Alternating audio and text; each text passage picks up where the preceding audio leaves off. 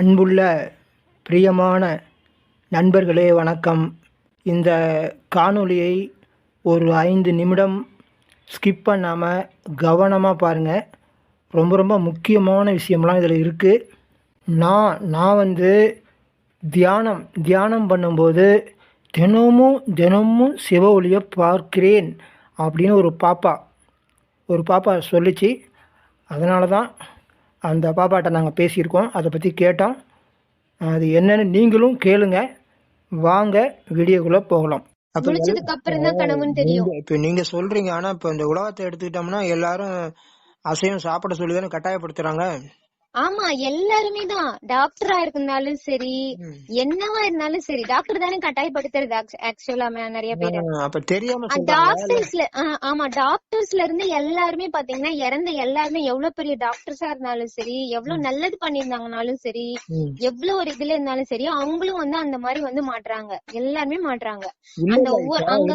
இருமா இப்ப கிறிஸ்துவ மதத்துக்கு போனாவே அவங்க கறி சாப்பிடலாம்னு தான் சொல்றாங்க அவங்க மதத்துல எல்லாமே. அதே மாதிரி ஆனா இயேசு அப்படி சொல்லவே இல்லைங்க. இது இவங்கள பண்ணுனதுதான். இயேசுவோடது பாருங்க, அவர் எப்பயுமே சுத்தத்துலதான் இருப்பாரு. ஆடு கோழி எல்லாத்து மேலயும் பாசமா இருப்பாரு.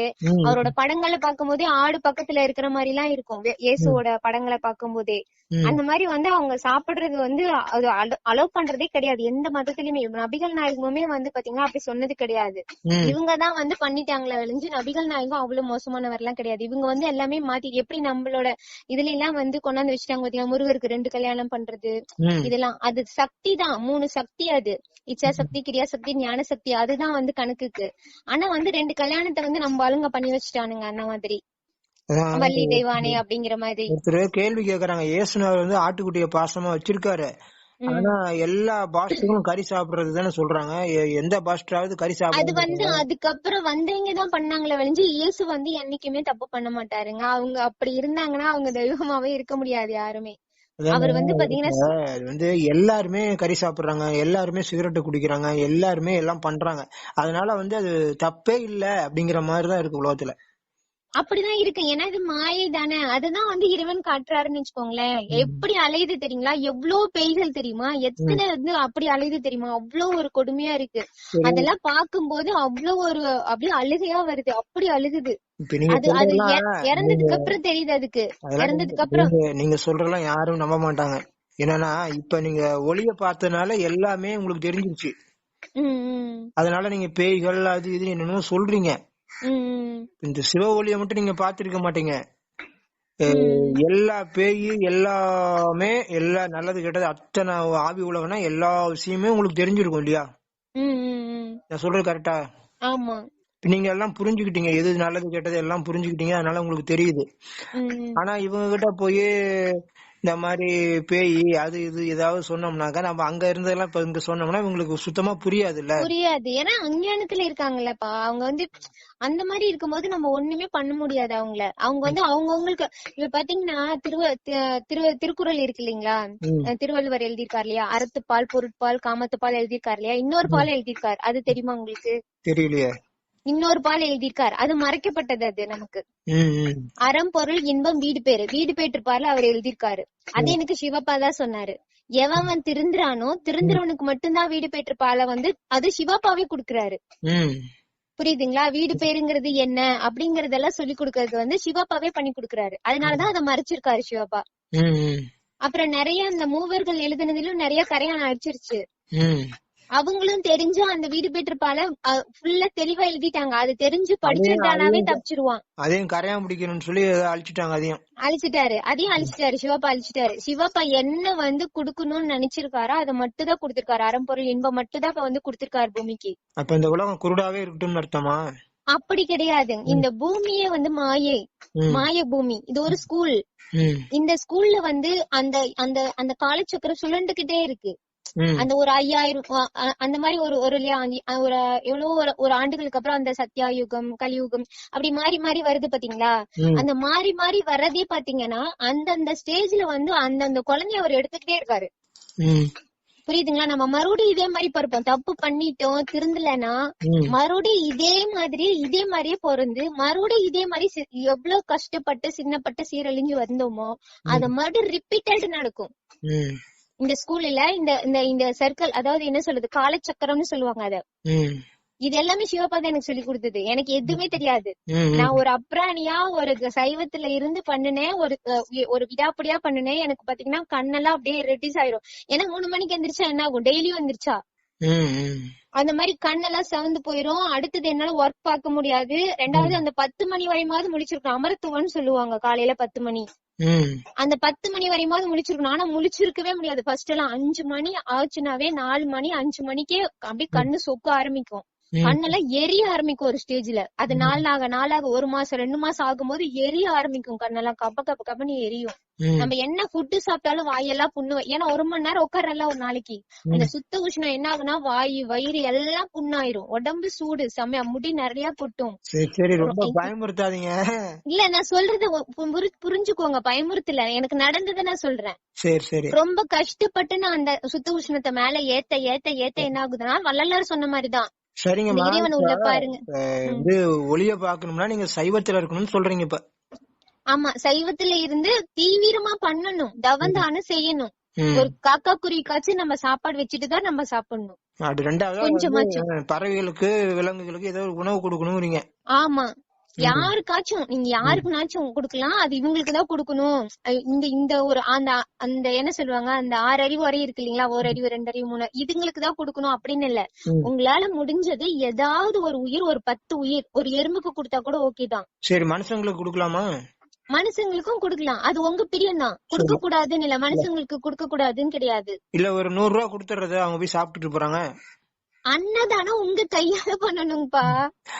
காசாம கேக்குறாங்க. எனக்கு காசு வந்து நீங்க குடுக்கலாம், காசு உங்க பிரியம். அது வந்து பாத்தீங்கன்னா அது அன்னதானம் அளவுக்கு வந்து காசு தானம். அது நீங்க பண்றது காசு தானம். இல்ல சாப்பாடு வேண்டாம், எனக்கு காசா கொடுத்துரு, 50 ரூபா கொடுத்து போதுங்கிறாங்க. 50 ரூபா மட்டும் கொடு எனக்கு. 50 ரூபாய்க்கு நீங்க அது சாப்பாடா வாங்கி கொடுத்தீங்கன்னா அது அன்னதான கணக்குல சேரும். நீங்க காசை கொடுத்தீங்கன்னா காசு தான கணக்குல தான் சேரும். அது வந்து 100% உங்களுக்கு வருது அப்படின்னா அன்னதானத்துல இருந்து உங்களுக்கு. ஆனா சைவத்துல இருந்து பண்ணணும் இதெல்லாம். சுத்த சன்மார்க்கத்துல இருந்து பண்றவனுக்கு மட்டும்தான் இது கிடைக்கும்னு சொல்லி வள்ளலார் சொல்றாரு. புற இனத்தார் நிலையில இருக்கிறாரு, அக இனத்தார் புற இனத்தார்னு பிரிக்கிறாரு. இப்ப சைவமா இருக்கிறோம், இப்ப தான தர்மம் செய்யறோம், தியானமும் பண்றோம். இதுக்கு மேல என்ன ஒளிய பாக்குறதுக்கு நம்ம என்ன செய்யணும்? அதுக்கு தீவிரமா பயிற்சி பண்ணணும். பயிற்சி தான் முக்கியம் அதுல. அப்ப காலையில 3:30 மணிக்கு 3 மணிக்கு எந்திரிச்சு தியானம் பண்ணணும். 3 மணிக்கு எந்திரிக்கணும்னு இல்ல, நீங்க 5 மணிக்கு கூட எந்திரிக்கலாம். எந்திரிச்சா என்ன ஒண்ணு ஒரு 5 வருஷம் அந்த மாதிரி கொஞ்சம் நீண்ட நாள் பண்ற மாதிரி வரும். ஆனா 5 மணிக்கு கூட எந்திரிச்சு பண்ணலாம். 5ல இருந்து ஒரு மணி நேரம் உட்காந்து அந்த சுத்த உஷ்ணம் நல்லா ஏறதான் உங்களுக்கு வந்து அதோட அந்த டைமிங் எடுக்கதான் உங்களுக்கு அந்த கவனமும் வந்து என்ன ஆகணும்னா சிதறக்கூடாது. அந்த நினைப்பு வந்து நீங்க எண்ணங்கள் வந்து பல எண்ணங்கள் ஓடிக்கிட்டே இருக்குங்கப்பா. ஃபர்ஸ்ட் செம்மையா இருக்கும், இங்க போவோம் அங்க போவோம், அங்க இருக்கும் இங்க இருக்கும், அப்படியே நிக்கவே நிக்காது, நிலை நிக்கவே நிக்காது.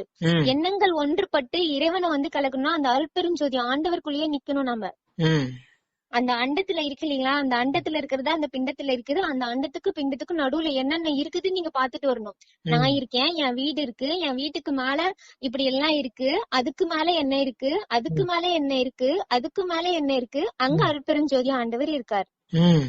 அதுக்கு கீழே என்ன இருக்கு, அதுக்கு கீழே இப்படி இருக்கு, அதுக்கு கீழே என்ன இருக்கு, நான் இங்க உட்காந்து தவம் பண்ணிட்டு இருக்கேன். என்னையே நானே பாக்குற மாதிரி ப்ராக்டிஸ் பண்ணணும். நான் என்னையே நானே பாக்குறேன், அங்கேயும் போய் பாக்குறேன், அண்டத்தையும் பாக்குறேன், இந்த பிண்டத்தையும் பாக்குறேன். சரி, இப்ப காலையில மட்டும் பண்ணா போதுமா இல்ல மதியம் பண்ணுவோம்? எப்படி அதுங்க? நைட்டு அவள ஒரு நேரம் பண்ணீங்கன்னாவே போதும். நானும் 2 நேரம் எனக்கு பிடிச்சிருந்தது, அதனால நான் வந்து சாயந்தரமும் காலையிலயும் பண்ணிட்டு இருந்தேன். இப்பவும் பண்ணிட்டு இருக்கேன். சரிங்கம்மா, சரி. இப்ப ஒளிய பார்த்து நீங்க ஒளிய பார்த்து எவ்வளவு நாளா பாக்குறீங்க? ஒளி வந்து பாத்தீங்கன்னா எனக்கு வந்து ஒரு 3 வருஷம் ஆன ஸ்டேஜ் தான். மொத்தம் வந்து போகும், அப்புறம் ஒரு டைம் வரவே வராது. பல நாளெல்லாம் வராம இருந்திருக்குது. ஒரு வாரம் 2 வாரம் கூட வராம இருந்திருக்கு. அப்பெல்லாம் நான் அழுவேன். அப்பெல்லாம் எனக்கு தெரியாது, எதுவுமே தெரியாது எனக்கு. இது மாதிரி எல்லாம் அழக்கூடாதுன்னே தெரியாது. ஏன்னா அதுவே ஒரு மாயையாமா. ஒளி வந்து மறையறது, அதுக்காக நம்ம அழுகிறது. அழுதம்னாவே வராது. அதை தேடிக்கிட்டு இருந்தோம்னாவும் வரவே வராது. இந்த ஜென்ம ஃபுல்லா தேடினாலும் வராது. அதுவா குடுக்கும், இறைவனா பார்த்து கொடுப்பாரு. நானும் சொல்றேன், நீங்க போய் ஒளி எல்லாம் தேடக்கூடாது, ஒளி வரலன்னு கவலைப்படக்கூடாது. ஒளி வரலன்னு கவலைப்படாது நிறைய பேரு. ஆமா, கவலைப்பட நான் ஒண்ணும் இல்ல. லைட் பாத்தீங்கன்னா நைட் இன்னமும் எரிஞ்சிட்டு தான் இருக்கு. லைட் பாத்தீங்கன்னா ஆஃப் பண்ணா லைட் எரியும். பகல்ல கூட ஒரு டைம் என்ன சொல்றேன், நைட்ல தான் நீங்க வருவீங்க, பகல்ல எல்லாம் வரமாட்டீங்களா அப்படின்னு. பகல்ல எரியுது. ஒருத்தர் ஒளிய பார்க்க முடியல அப்படின்னு சொல்லி ரொம்ப கவலைப்படுறாரு. அதுதான் பாத்தீங்கன்னா, ஆனா அதான் சொல்றேன் பாருங்க, அந்த ஒளி தெரியலனாலும் அழுவேன். அந்த லைட் வந்து பழக்கிட்டாருல கொஞ்சம் கொஞ்சம், அந்த சித்து விளையாட்டுகள் இதெல்லாம், அந்த ஒளி வந்து மறையறது, இந்த லைட்டை காட்டுறது, அப்புறம் நம்ம படிக்கும் போது கீழே வரிகள் மறைக்கிறது, இதெல்லாம் சிவாப்போட சித்து விளையாட்டுகள். அதெல்லாம் பாத்துட்டு, ஏன்னா அந்த எழுத்து இருந்தா நம்ம ஈஸியா படிக்கலாம். இப்ப நடராஜர் பத்தி நான் டெய்லியுமே படிச்சுட்டு இருக்கேன், ஒரு கொள்கை மாதிரி எடுத்து பண்ணிட்டு இருக்கேன். அதுல பாத்தீங்கன்னா நடராஜர் பத்தி அதை படிக்கும் போது மேல பெருசா கொட்டை எழுத்துல எழுத்து கொடுப்பாரு, தமிழ்ல கொடுப்பாரு, தமிழ் ஒரு நாளைக்கு இங்கிலீஷ்ல மாத்திடுவாரு.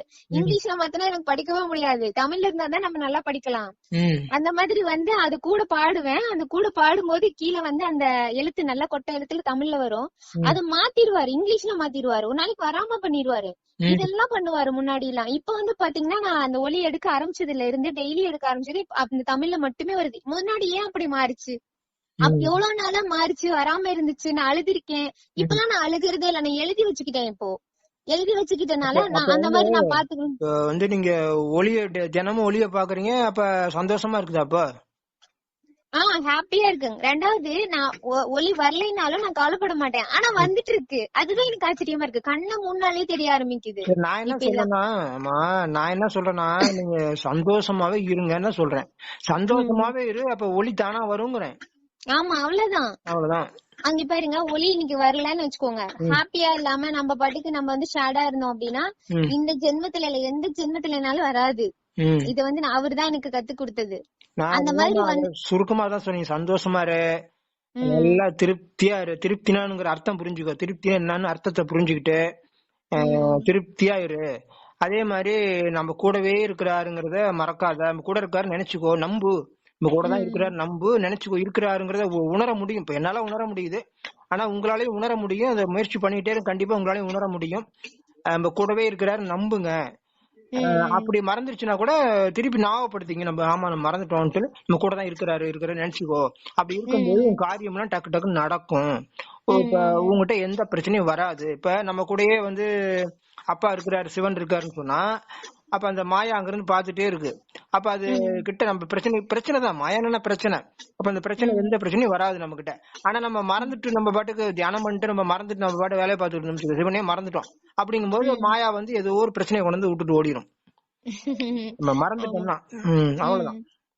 அதாங்க, அது வந்து ஆனா வந்து சைவத்துல இருந்து பண்ணணும்னா நல்லா கிடைக்குதுங்கப்பா. முன்னாடி 12 வருஷம் நான் தவம் பண்ணிருக்கேன், இந்த மாதிரி எல்லாம் பண்ணிருக்கேன். நான் நேரமா எந்திரிச்சு பண்ணிருக்கேன், 4:30 மணிக்கு அப்ப எந்திரிப்பேன். முன்னாடி எல்லாம் 4:30 மணிக்கு எந்திரிச்சு உட்காந்து, ஏன்னா 4:30 to 6 அப்ப எனக்கு அதுதான் வந்து பிரம்ம முகூர்த்தம்ன்றது எனக்கு தெரியும் அப்ப எல்லாம். இப்பதான் எனக்கு தெரிஞ்சது 3 to 4:30ங்கிறது தான் சுத்த பிரம்ம முகூர்த்தம்ங்கிறதுலாம் அப்புறம் தான் எனக்கு சிவப்பா உணர்த்தினது.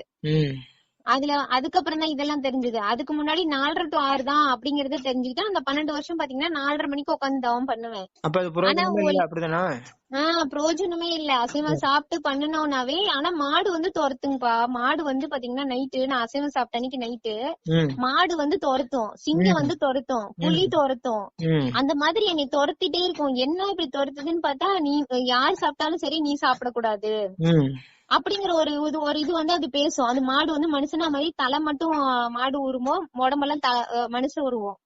அந்த மாதிரி வந்து அது என்ன பண்ணுனா, யார் சாப்பிட்டாலும் சரி நீ சாப்பிடக்கூடாது அப்படின்னு பேசும். துரத்தி முடிச்சு என்னை குத்த வருதுன்னு நான் பயந்து போய் அப்படியே இருப்பேன் அந்த கனவுக்குள்ளேயே. அப்ப வந்து பாத்தீங்கன்னா அது பேச ஆரம்பிக்கும், அது என்னை ஒண்ணுமே பண்ணாது. அந்த குத்த வந்துடும், நான் அந்த அளவுக்கு நான் ஓடுவேன், மாடு துரத்துக்கு அப்படி ஓடுவேன், தள்ள தறிக்க ஓடுவேன்.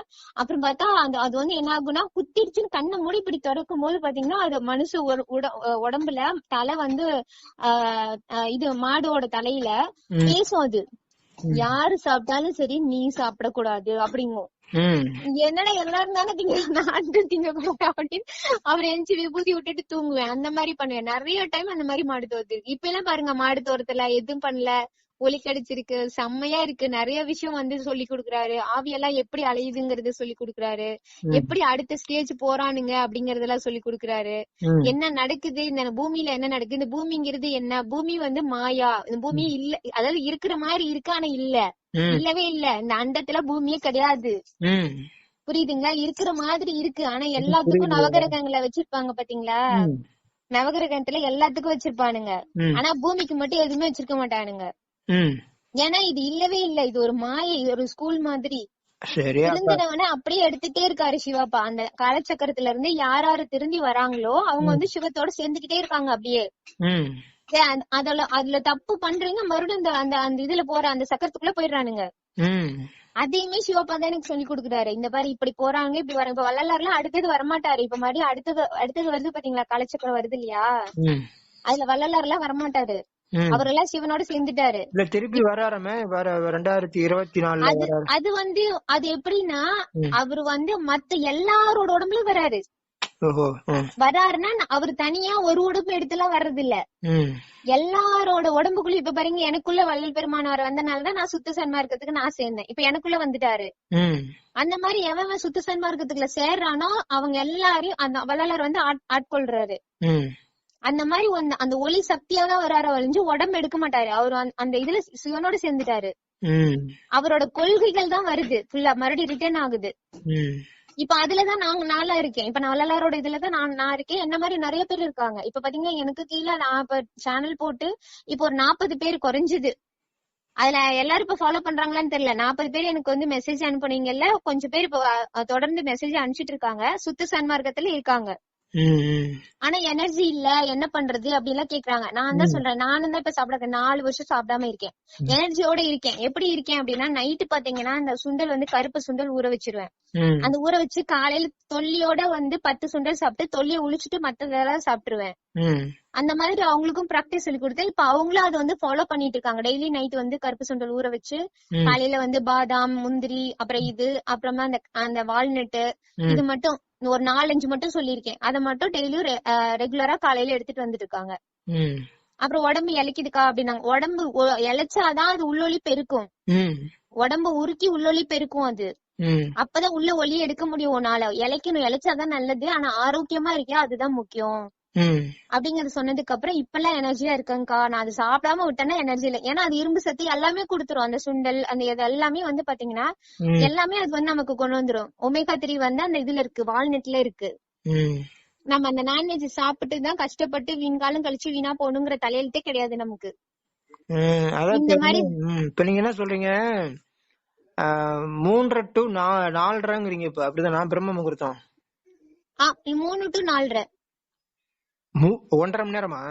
1.5 மணி நேரம். 3 to 4:30. ஃபர்ஸ்ட் பிரம்ம முகூர்த்தம் அதுதான், சுத்தமான பிரம்ம முகூர்த்தம் அதுதான். எதுக்கு கேக்குறேன்னா, யூடியூப்ல நிறைய அவங்கவுங்க ஆளாளுக்கு சொல்லிட்டே இருக்காங்க, குழப்பிட்டே இருக்காங்க. நான் வந்து அது தெரிஞ்சேன், எனக்கு தெரியாதுங்க. நான் 4:30 மணிக்கு தான் உட்கார்ந்து இருந்தேன். அப்பதான் வந்து எனக்கு இந்த மாதிரி வந்து இறைவனோட இதுலதான் வந்து கொஞ்சம் கொஞ்சமா எனக்கு அதெல்லாம் தெரிய ஆரம்பிச்சது. அதுல நிறைய குருமார்கள் பாத்தீங்கன்னா அது சொன்னாங்க, அந்த 3:20 to 3:40ன்னு சொன்னாங்க. நான் அந்த 3:20 நான் உட்கார்றதுல 3 மணிக்கு எல்லாம் எந்திரிச்சு உட்காந்துருவேன். 3 மணிக்கு உட்காந்தனா அது கொஞ்சம் கொஞ்சம் எடுக்க எடுக்க எடுக்க எடுக்கதான் அந்த 3:20 நமக்கு டாப்ல போகும். கொஞ்ச நேரம் ஆக ஆகதான். அதுக்கப்புறம் மறுபடியும் நமக்கு குறையும் போது அந்த 4 மணி அந்த மாதிரி வரும். அப்ப வந்து அவ்வளவு அமுத காற்று நமக்கு கிடைக்குது உள்ளுக்கு வந்து. ஒரு 3 வருஷம் தொடர்ந்து பண்ணா போதும். அதுக்கப்புறம் 3 மணிக்கு எந்திரிக்கணும்னு அவசியமே இல்ல, 5 மணிக்கு எந்திரிச்சாலே போதும். இது எவ்வளவு நாளைக்கு செய்யணுங்க? 3 வருஷம் பண்ணுனா போதுங்கப்பா. 3 வருஷம் பண்ணணும்னாவே நமக்கு நிறைய விஷயம் சொல்லி கொடுப்பாரு. இந்த மாதிரி நான் சொல்றேன் பாத்தீங்களா, காலச்சக்கரத்தை பத்தி, ஒரு மனுஷன் என்ன ஆகுறாங்கறத பத்தி. ஒரு இப்ப பத்திரிக்கை வைக்க வரான்னு வச்சுக்கோங்க, அவன் எதுல இருக்கான், எந்த அஞ்ஞானத்துல இருக்கான், எப்படி இருக்கான், எப்படி அந்த 16 செல்வங்குள்ள மாட்டிருக்கான், எல்லாத்தையும் சொல்லி கொடுத்துருவாரு. அன்னைக்கு நைட்டு எனக்கு கனவு வரும். அவங்க வந்து சொல்லுவாங்க, நான் அசைவம் சாப்பிட்டு மீன்கால கழிச்சுட்டு இருக்கேன், என் பையனையும் அதே மாதிரி வளர்த்திருக்கேன், அவனுக்கு தான் நான் கல்யாணம் பண்ண போறேன் அப்படின்னு. எனக்கு சிரிப்பா இருக்கும் காலையில எந்திரிச்சு இது பண்ணும்போது. அவங்க அப்படி வந்து பத்திரிக்கை வைப்பாங்க நைட்டு கனவுல. இவங்க பத்திரிக்கை எப்படி வைக்கிறாங்களோ அது சிவப்பா இப்படி சொல்லி கொடுப்பாரு. அவங்க அதே மாதிரி வருவாங்க, அது இதுதான் உண்மை, அது பொய் அப்படிம்பாரு. இப்ப ஒளிய பாக்கணும்னா இப்ப நம்ம இந்த 3 மணிக்கு தியானம் பண்ண சொல்றீங்க, அதிகாலை 3 மணிக்கு. ஆமாங்க. இப்ப ஒரு நீங்க 5 மணிக்கு கூட பண்ணலாம். ஆனா ஒரு 5 வருஷம் கொஞ்சம் லேட்டா வரும், 5 to 6 கூட உட்காரலாம். கொஞ்சம் லேட்டா வரும், ஆனா பண்ண முடியும்பா. ஆனா பிராக்டிஸ் நல்லா பண்ணணும், அவ்வளவுதான். அதாவது ஒளிய பாக்கணும்னா இப்ப 3 வருஷம் தியானம் பண்ணுமா? ஆமா, 3 மணிக்கு இருந்துச்சுங்கன்னா 3 வருஷம் பண்ணணும். நான் எனக்கு அப்புறம் அப்படிதான் தெரிஞ்சது, அதை வச்சு நான் சொல்றேன். எனக்கு எத்தனை வருஷம்னு கூட எனக்கு தெரியாது, எனக்கு தெரிஞ்சதை வச்சு நான் சொல்றேன். 3 வருஷத்துக்குள்ள எனக்கு தெரிஞ்சிருச்சு. நீங்க 3 வருஷம் முயற்சி பண்ணதுக்கு அப்புறம் ஒளிய பாத்தீங்களா? ஆமா. இல்ல ஒளி வந்து போச்சுங்கப்பா. வந்து போயிடுச்சு. வந்து போச்சு. எனக்கு ஒரு வாரத்திலயே எனக்கு தெரிய ஆரம்பிச்சிருச்சு. நான் தான் சொல்றேனே, நான் அசைவம் சாப்பிட்டுட்டு இருக்கும் போதே சாமி வந்துருச்சு. அதான் நான் துரத்துதுன்னு சொல்றேன் பாத்தீங்களா, சிங்க துரத்துது மாடு துரத்துது முன்னாடியே வந்துருச்சு சாமி எனக்கு உள்ளுக்கு வந்துட்டு. நான் சாப்பிட்டனாவே எனக்கு அந்த உறுத்தல் வேற இருக்கும். அத தொடும் போதே உறுத்தல் வந்துரும். ஏன்னா எனக்கு ஏற்கனவே மாடு துரத்தி இருக்குல்ல, மறுபடியும் போய் அதை எடுத்து நான் சாப்பிடும் போதே ஒரு குற்ற உணர்ச்சி எனக்குள்ள வந்துரும். அத தொடறதுக்கே கஷ்டமா இருக்கும். ஆனா சாப்பிட்டுருவேன். ஏன்னா அந்த இன்ட்ரெஸ்ட்ல சாப்பிட்டுருவேன். அதுக்கப்புறம் பாத்தீங்கன்னா அன்னைக்கு நைட்டே எனக்கு மாடு துரத்த ஆரம்பிச்சிரும். பயந்துட்டே படுப்பேன். சரிம்மா சரிம்மா. இப்போ அது ஒரு வாரம் 10 நாள், ஒரு 10 நாளைக்கு தொடர்ந்து தியானம் பண்ணாவே ஒளி வந்து பார்க்க முடியும். அப்படிதான் வந்த மாதிரிங்கப்பா. உடனே எல்லாம் கிடைக்கவே கிடைக்காது. நீங்க என்னதான் பண்ணீங்களாலும் உடனே எல்லாம் கிடைக்கவே கிடைக்காது. ஒரு கொஞ்சம் ஒரு 5 நிமிஷமாவது பார்க்க முடியுமா? அது பார்க்க முடியும். அது பாக்கலாம். கொஞ்ச நேரம் அப்படியே விட்டு விட்டு வரும். அது பாக்கலாம். செம்மையா பிரைட்டா அப்படி கண்ணு பூசுற மாதிரி இருக்கும். அதுக்கப்புறம் அது வந்து ஊனக்கண்ணுலதான் ஃபர்ஸ்ட் தெரியும். ஊனக்கண்ணு அந்த நம்ம கண்ணை மூடி இருந்தாலும் முதல்ல செயல்படுறது ஊனக்கண்ணு தான் செயல்படும். ஞானக்கண்ணு அப்புறம் தான் நமக்கு வந்து இதாகும். அந்த ஊனக்கண்ணு பாத்தீங்கன்னா கண்ணை வந்து அதாவது மூடி இருப்போம். அவ்வளவு அது என்ன சொல்றது, அப்படியே கூசும். கண்ணு கூசும். அந்த ஊனக்கண்ண மூடிதான் இருப்போம். ஆனா கூசும். அந்த கூசுறதுக்குள்ளேயே நம்ம பாத்துட்டே இருக்க ரவுண்டா அந்த இதுல தெரியும் பாத்தீங்களா, அந்த கெரானா பிடிக்குதுன்னு சொல்லுவாங்க பாருங்க. கெரானா பிடிக்கிறது எப்படி நடுவுல ரவுண்டா ஓரத்துல ஒளி வருது, நடுவுல எதுவுமே தெரியாது. கெரானத்துல வெறும் இதுதான் இருக்கும், கருப்பாதான் இருக்கும். ஆனா அதுக்குள்ள இது ஒளி தெரியும். புரியுதுங்களா? ஓவல் சைஸ்ல தெரியும். அது கெரானா வந்து ரவுண்டா நமக்கு தெரியும். இது ஓவல் சைஸ்ல தெரியும். அதான் ஒரு 10 நாள்லயே ஓரளவுக்கு பார்க்க முடியும். ஆமா ஆமா. ஆனா வந்து தோன்றி மாதிரியும் அதுக்கப்புறம் எப்ப வருதுன்னு நமக்கே சொல்ல முடியாது. நம்ம அந்த பிராக்டிஸ் எப்படி எடுக்கிறோங்கிறதுதான். நம்ம போய் எதிர்பார்க்க கூடாது. ஆமா. ஆனா வந்து எப்படின்னா நம்ம அத பண்ணதுக்கு அப்புறம் அமர்த்தும் வரையும் மறுபடியும் தூங்க கூடாது. இப்ப 3 to 4 எந்திரிச்சு பண்ணிட்டு மறுபடியும் தூங்கிட்டோம்னு வச்சுக்கோங்க, அதெல்லாம் வந்து நமக்கு ஏன்னா அந்த பிராக்டிஸ் அப்பதான் நடக்கும். நம்ம பண்ணின ஒலியோட இதுல நம்ம ஆக்ஷன்ல இருக்கும்போதுதான் அந்த இது வைப்ரேட் நமக்குள்ள வந்துட்டே இருக்கும் மேல இருந்து. அந்த அட்லீஸ்ட் ஒரு 10 o'clock வரையும் அது தூங்க கூடாது. காலையில ஒரு 10 மணி வரையும் தூங்காம இருக்கணும். சரிங்க. அதுக்கப்புறம் நம்ம கொஞ்ச நேரம் ரெஸ்ட் எடுத்துட்டு மறுபடியும் சாயந்தரம் கொஞ்ச நேரம் உட்காரலாம். அந்த மாதிரி உட்காந்துக்கலாம். சரிம்மா. அந்த மாதிரி பண்ணி பார்த்தேன்னா சூப்பரா இருக்கும். அது வந்து டெய்லி நீங்க பிராக்டிஸ் சாயந்தரம் உட்காந்தீங்கனாலும் ஒலி எடுக்கலாம், எங்க உட்காந்தீங்கனாலும் ஒலி எடுக்கலாம். கண்ணை மூடி தூங்குனீங்கன்னு வச்சுக்கோங்க, கண்ணை மூடி தூங்க போறீங்கன்னு வச்சுக்கோங்க, தெரியும் போதே உங்களோட மனசும் சரி, உள்ள அந்த உங்க பேசும் சரி, அது தெரியும் போதே உங்களுக்கு ஒரு உள்ளுக்கு நான் என்ன சொல்றதுன்னு தெரியல, ஒரு பட்டாம்பூச்சி பறக்குற மாதிரி நல்லா இருக்கும். அது அதாமா நீங்க ஒரு தடவை இந்த அனுபவம் வந்துருச்சுன்னா எப்ப வேணாலும் இந்த அனுபவத்துக்குள்ள போகலாம். அப்படிதானே? ஆமா போகலாம். அதுவாவே வரும்பா. நான் சொல்றது உங்களுக்கு புரியுதான்னு தெரியல. நாம போகணும்னு நினைக்கவே வேண்டியது இல்ல. கண்ணை மூடி தூங்குறீங்க, நீங்க சும்மா சாதாரணமா கண்ணை மூடி தூங்கலான்னு போறீங்க, அது முன்னாடி வந்து நிக்கும். அப்படியா? அந்த மாதிரி சூப்பரா இருக்கும். தானாவே வந்துட்டு போயிட்டு இருக்கோம். ஆமா வந்துட்டு போயிட்டு இருக்கோம், வரும் நிக்கும். நம்ம ஆனா தாவத்துல இருந்து நம்ம அந்த கான்சென்ட்ரேஷன் கரெக்டா கொண்டு வந்தா டக்குன்னு போய் நின்றும். ஏன்னா அந்த பிராக்டிஸ் எடுத்துட்டீங்கல்ல நீங்க நல்லா, அதனால உடனே டக்குன்னு தியானம் கூட உடனே வரும். கண்ணை வந்து நீங்க ஒரு நிலைப்படுத்தி பழகிட்டீங்கல்ல. இப்ப தலை மேல கை வச்சீங்கன்னா அந்த கை பாத்தீங்கன்னா அப்படியே நேரா கண்ணை மேல உச்சியில பாக்கும்போது அந்த ஒல்லியா ஆகும் பாருங்க கையு. கை பாத்தீங்கன்னா தெரியும், ஒரு குச்சி மட்டும் தான் தெரியும். நம்ம கையை நமக்கு மறைஞ்சிரும், இந்த பக்கமும் மறைஞ்சிரும் இந்த பக்கமும் மறைஞ்சிரும். ஒரு கோடு மட்டும் தான் தெரியும். அந்த கோடு வந்து அடிக்கடி நீங்க பிராக்டிஸ் பண்ணீங்கன்னாவே அந்த கான்சென்ட்ரேஷன் உங்களுக்கு கொண்டு வர முடியும். இதே எனக்கு சிவப்பா தான் சொல்லி கொடுத்தாரு. அந்த கைய அப்படி தலைமையில வச்சு அப்படி பாத்துட்டே உச்சியில அப்படி நல்லா கண்ணு புருவத்துக்கு நேரம் அந்த கைய பாத்துட்டே இருந்தீங்கன்னா அந்த கையோட நடுப்பகுதியை பாத்துட்டே இருக்க என்ன ஆகுனா அந்த ஒரு குச்சி தான் தெரியும். நம்ம கை இந்த பக்கமும் மறைஞ்சிரும் இந்த பக்கமும் மறைஞ்சிரும். ஒரு விளக்குமாத்து குச்சி மாதிரி, விளக்குமாறு குச்சி இருக்கு பாத்தீங்களா, அந்த மாதிரிதான் தெரியும் கையே. அந்த கார்னர் வந்து நீங்க டார்கெட் பண்ணிட்டு அதையே கண்ணை மூடி டார்கெட் பண்ணிட்டே அதையே பாத்துக்கிட்டு அதுதான் வந்து அருட்பெரும் ஜோதி ஆண்டவர் அப்படிங்கறத நோட் பண்ணி நம்ம இங்க இருந்து போறதையும் அங்க இருந்து வர்றதையும் பிராக்டிஸ் பண்ணிட்டே இருக்கணும் தொடர்ந்து. வேற நினைப்பே நடுவுல உள்ள கொண்டு வரக்கூடாது. நம்ம இங்க இருக்கோம், மேல அங்க போறோம், இங்க நம்ம வீடு எல்லாம் தெரியுது, நம்ம இப்ப பிளைட்ல பறந்தோம்னா ஆமா எல்லாம் வந்து பிளைட்ல பறந்தா எப்படி இருக்கும், பிளைட்ல பறந்தோம்னா கீழே நம்ம பாப்போம், அதுக்கு மேல நம்ம கடலை பாப்போம், மலைய பாப்போம், அதுக்கப்புறம் நிலாவை பாப்போம், அதுக்கு மேல போனா சூரியனை பார்ப்போம், அதுக்கு மேல போனா சூரிய குடும்பங்களை பார்ப்போம், அதுக்கு மேல போனா நட்சத்திர குடும்பங்களை பார்ப்போம், அதுக்கு மேல போனா ஒண்ணுமே இருக்காது, அங்க ஜோதி மட்டும் இருக்கும். ராக்கெட் மாதிரி போயிடணும், ராக்கெட் மாதிரி சருன்னு மேல போயிடணும். மெதுவா போகணும்.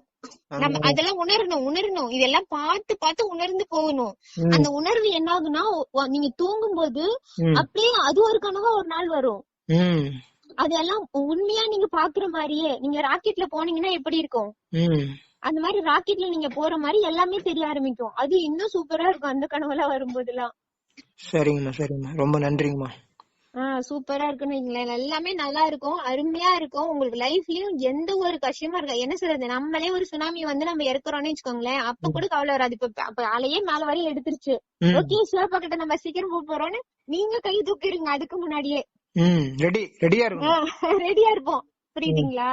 ரெடியா இருக்கும், அற்புதமா இருக்கும்.